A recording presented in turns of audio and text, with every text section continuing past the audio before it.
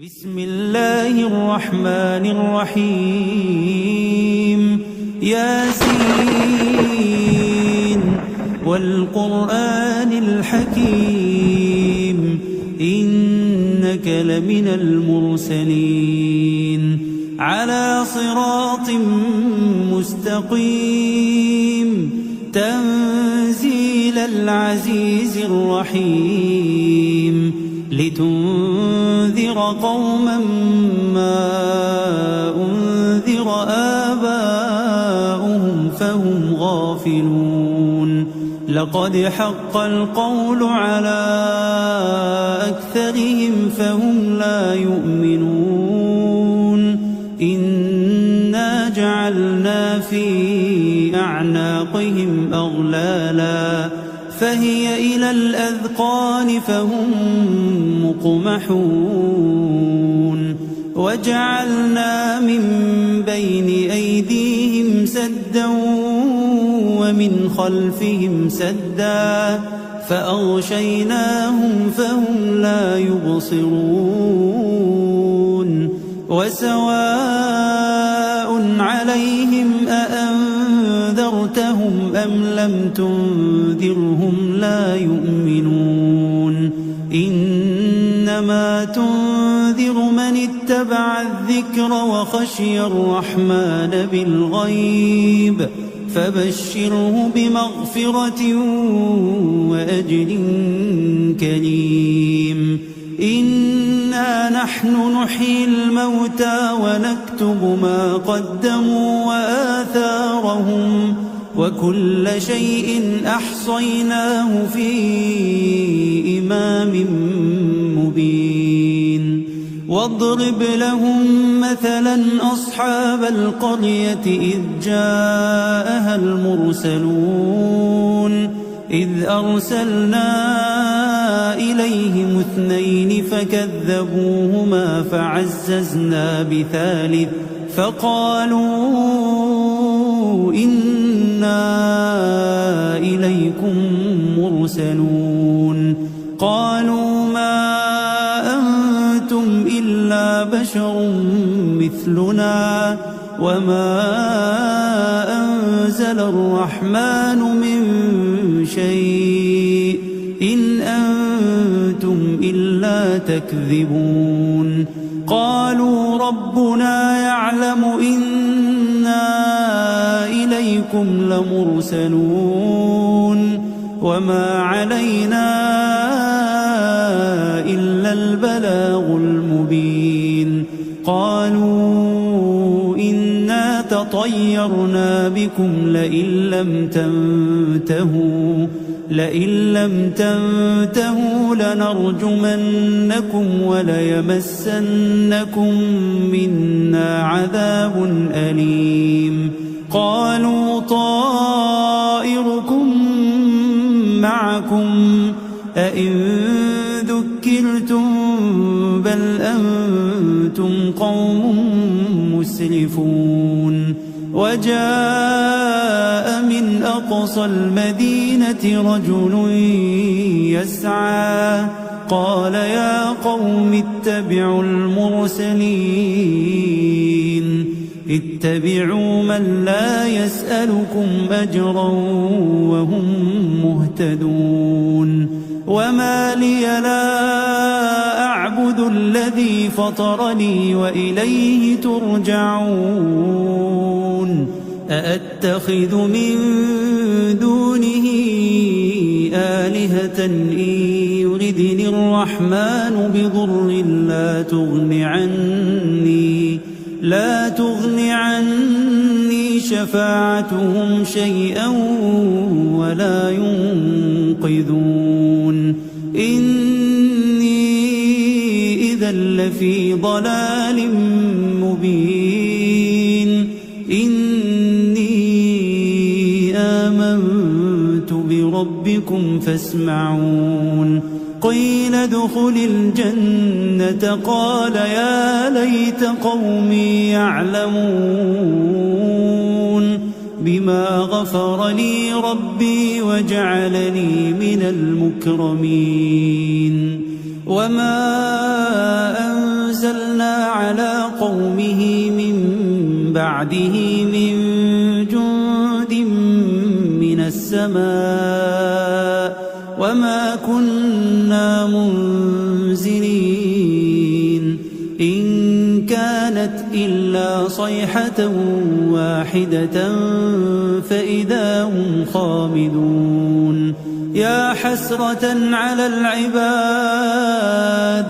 ما يأتيهم من رسول إلا كانوا به يستهزئون ألم يروا كم أهلكنا قبلهم من القرون أنهم إليهم لا يرجعون وإن كل لما جميع لدينا محضرون وآية لهم الأرض الميتة أحييناها وأخرجنا منها حبا فمنه يأكلون وجعلنا فيها جنات من نخيل وأعناب وفجرنا فيها من العيون ليأكلوا من ثمره وما عملته أيديهم أفلا يشكرون سبحان الذي خلق الأزواج كلها مما تنبت الأرض ومن أنفسهم ومما لا يعلمون وآية لهم الليل نسلخ منه النهار فإذا هم مظلمون والشمس تجري لمستقر لها ذلك تقدير العزيز العليم والقمر قدرناه منازل حتى عاد كالعرجون القديم لا الشمس ينبغي لها أن تدرك القمر ولا الليل سابق النهار وكل في فلك يسبحون وآية لهم أنا حملنا ذريتهم في الفلك المشحون وخلقنا لهم من مثله ما يركبون وإن نشأ نغرقهم فلا صريخ لهم ولا هم ينقذون إلا رحمة منا ومتاعا إلى حين وإذا قيل لهم اتقوا ما بين أيديكم وما خلفكم لعلكم ترحمون وما تأتيهم من آية من آيات ربهم إلا كانوا عنها معرضين وإذا قيل لهم أنفقوا مما رزقكم الله قال الذين كفروا للذين آمنوا أنطعم من لو يشاء الله أطعمه إن أنتم إلا في ضلال مبين ويقولون متى هذا الوعد إن كنتم صادقين ما ينظرون إلا صيحة واحدة تأخذهم وهم يخصمون فلا يستطيعون توصية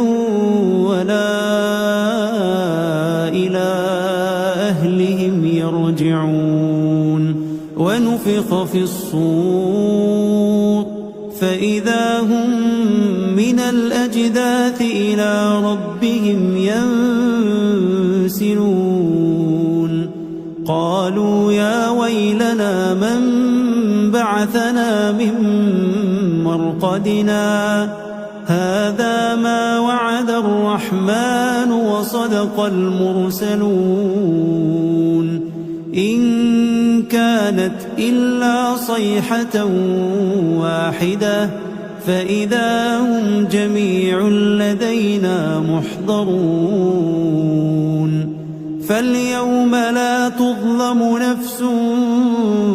شيئا ولا تجزون إلا ما كنتم تعملون إن أصحاب الجنة اليوم في شغل فاكهون هم وأزواجهم في ظلال على الأرائك متكئون لهم فيها فاكهة ولهم ما يدعون سلام قولا من رب رحيم وامتازوا اليوم أيها المجرمون ألم أعهد إليكم يا بني آدم ألا تعبدوا الشيطان إنه لكم عدو مبين وأن اعبدوني هذا صراط مستقيم ولقد أضل منكم جبلا كثيرا أفلم تكونوا تعقلون هذه جهنم التي كنتم توعدون اصلوها اليوم بما كنتم تكفرون اليوم نختم على أفواههم وتكلمنا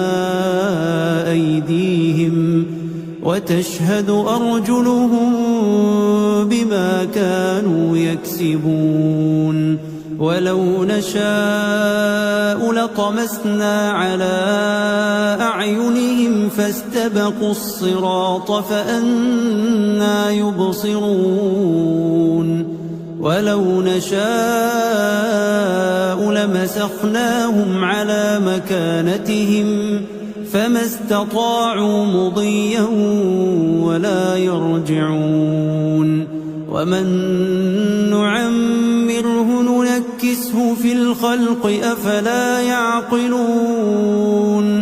وما علمناه الشعر وما ينبغي له إن هو إلا ذكر وقرآن مبين لينذر من كان حيا ويحق القول على الكافرين أولم يروا أنا خلقنا لهم مما عملت أيدينا أنعاما فهم لها مالكون وذللناها لهم فمنها ركوبهم ومنها يأكلون ولهم فيها منافع ومشارب أفلا يشكرون واتخذوا من دون الله آلهة لعلهم ينصرون لا يستطيعون نصرهم وهم لهم جند محضرون فلا يحزنك قولهم إنا نعلم ما يسرون وما يعلنون أولم ير الإنسان أنا خلقناه من نطفة فإذا هو خصيم مبين وضرب لنا مثلا ونسي خلقه قال من يحيي العظام وهي رميم قل يحييها الذي أنشأها أول مرة وهو بكل خلق عليم الذي جعل لكم من الشجر الأخضر نارا فإذا أنتم منه توقدون أوليس الذي خلق السماوات والأرض بقادر على أن يخلق مثلهم بلى وهو الخلاق العليم إنما أمره إذا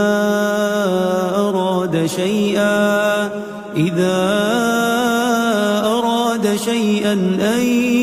يقول له كن فيكون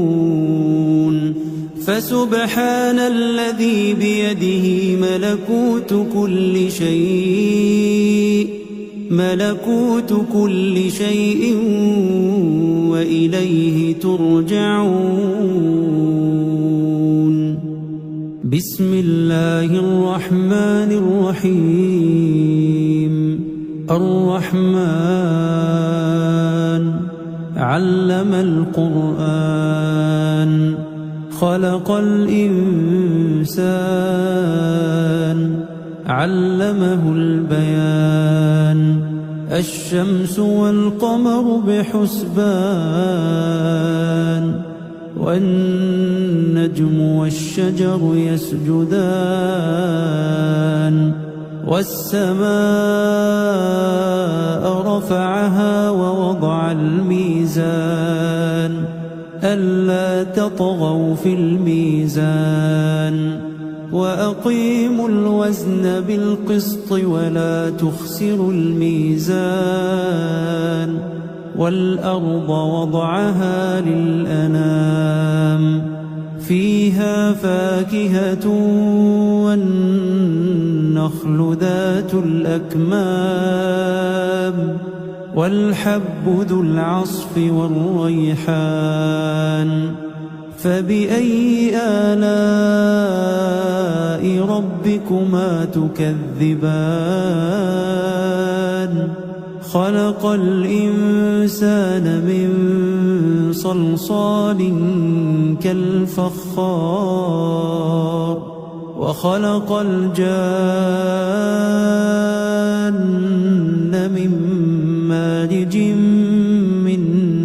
نار فبأي آلاء ربكما تكذبان رب المشرقين ورب المغربين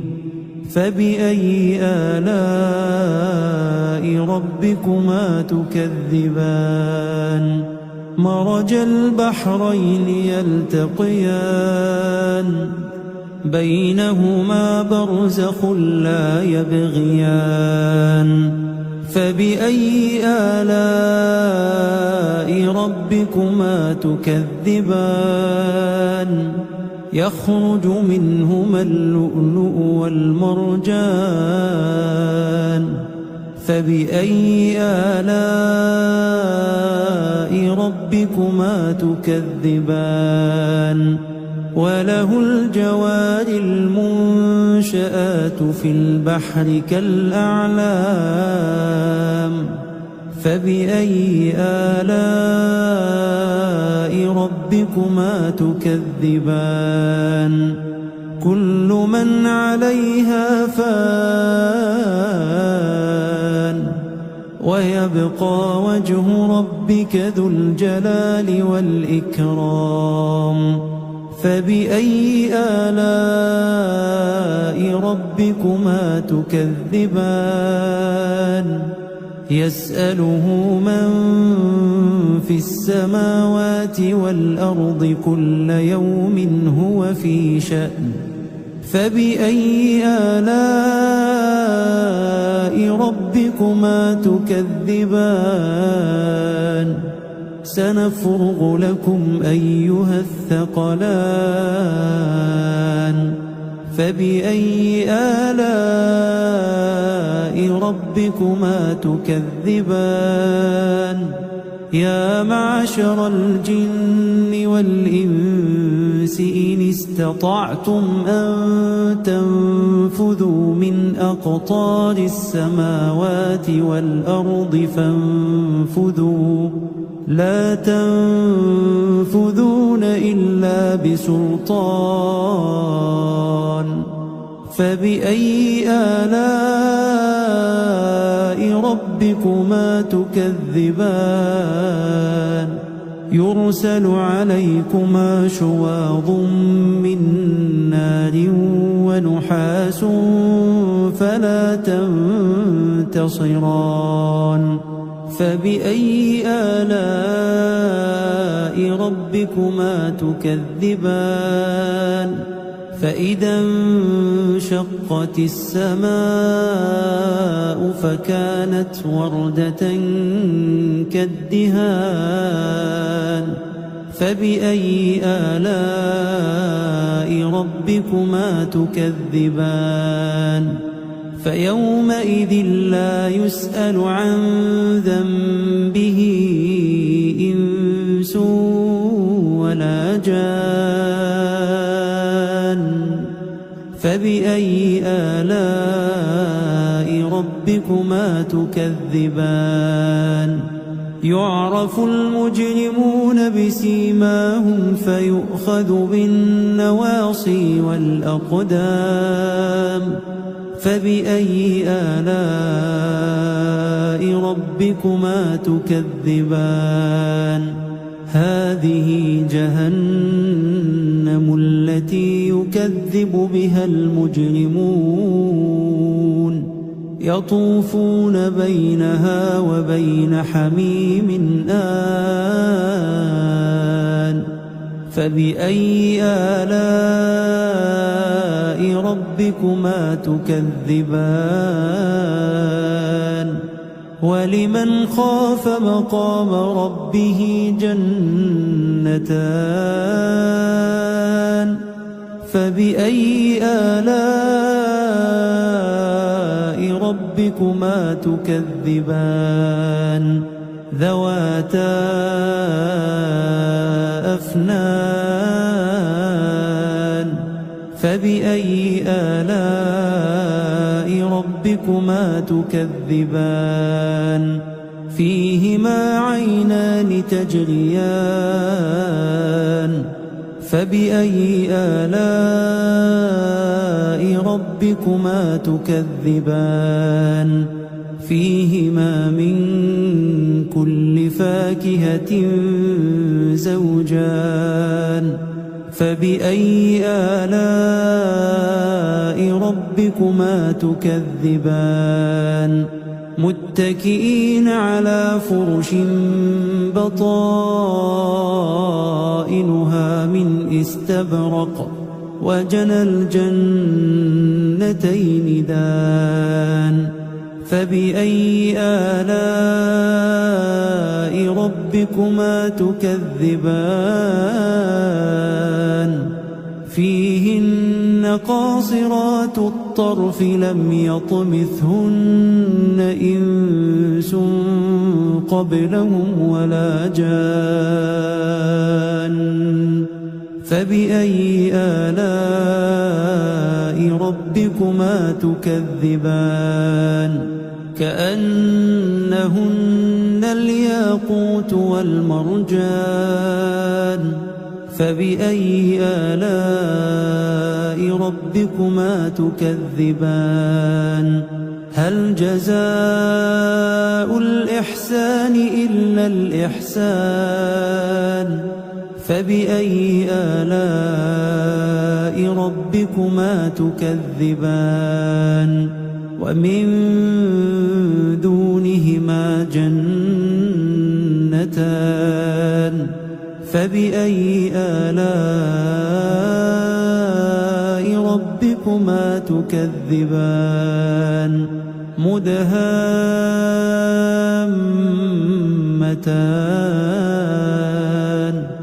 فبأي آلاء ربكما تكذبان فيهما عينان نضاختان فبأي آلاء ربكما تكذبان فيهما فاكهة ونخل ورمان فبأي آلاء ربكما تكذبان فيهن خيرات حسان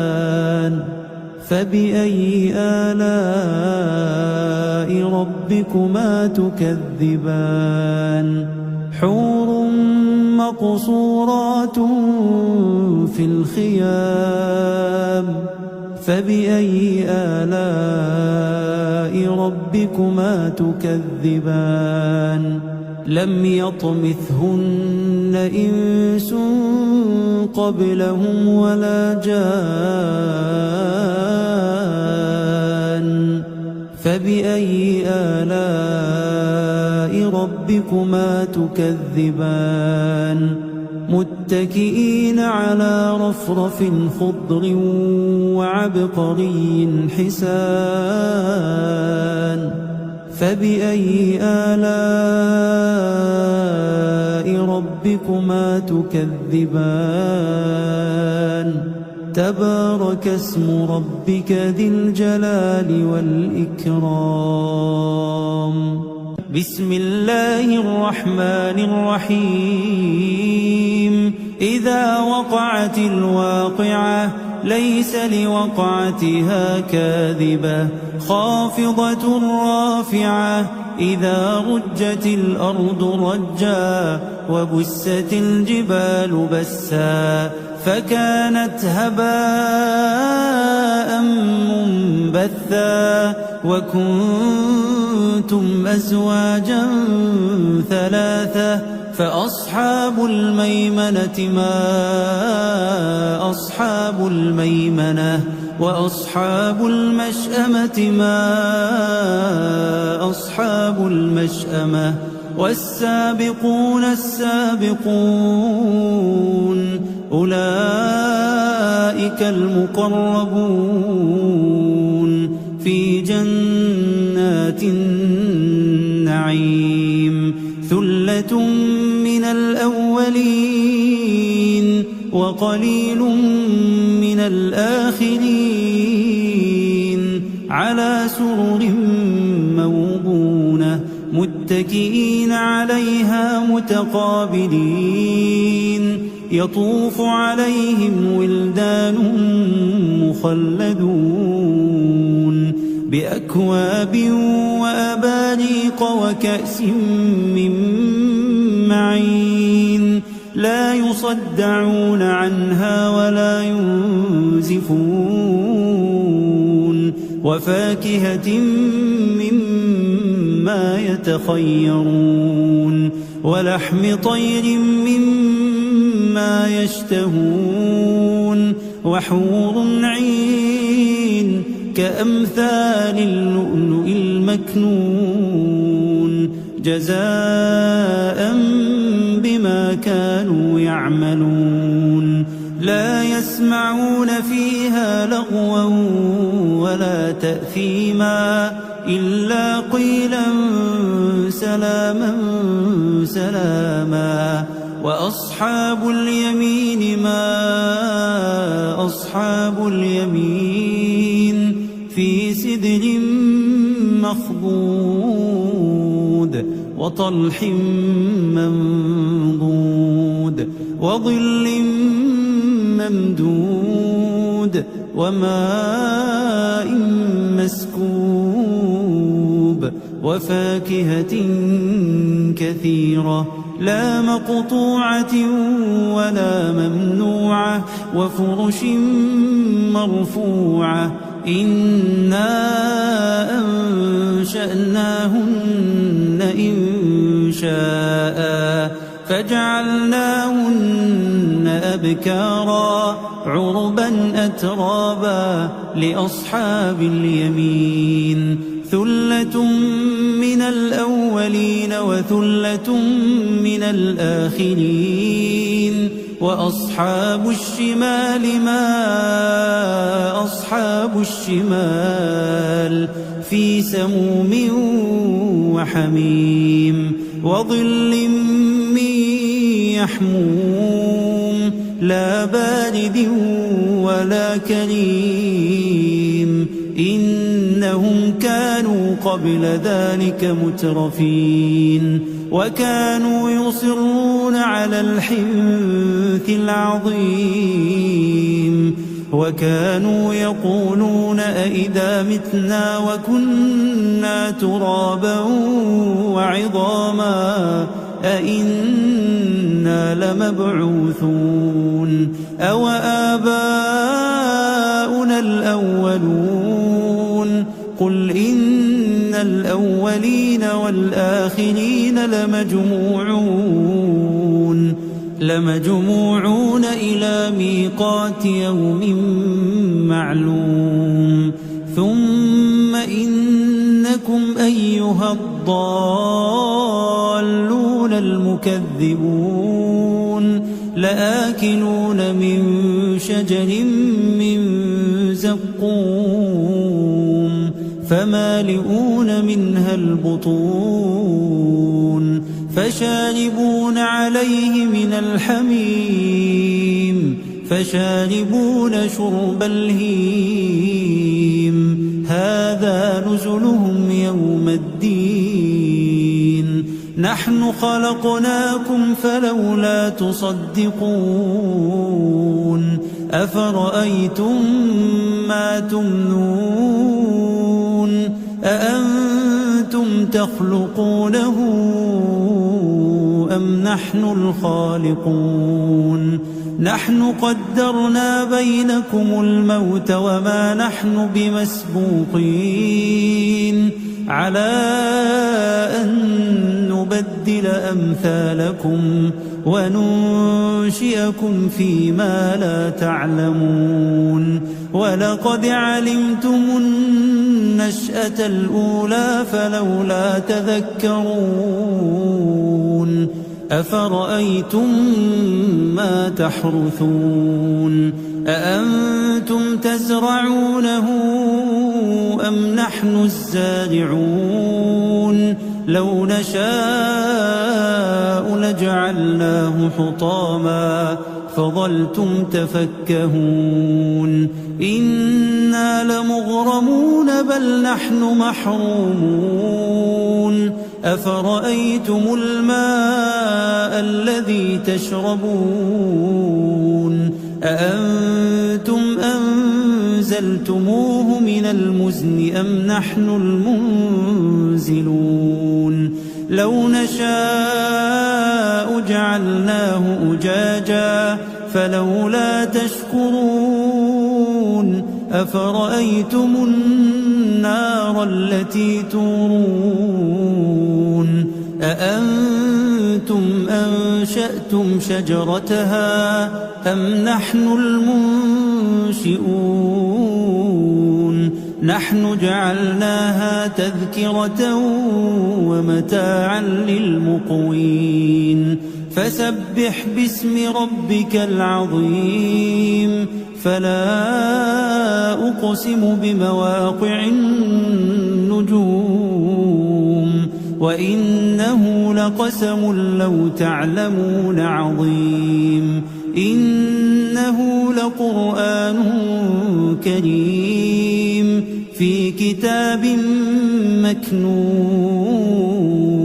لا يمسه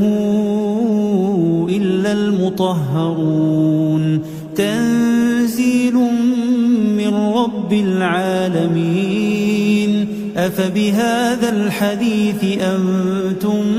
مدهنون وتجعلون رزقكم أنكم تكذبون فلولا إذا بلغت الحلقوم وأنتم حينئذ تنظرون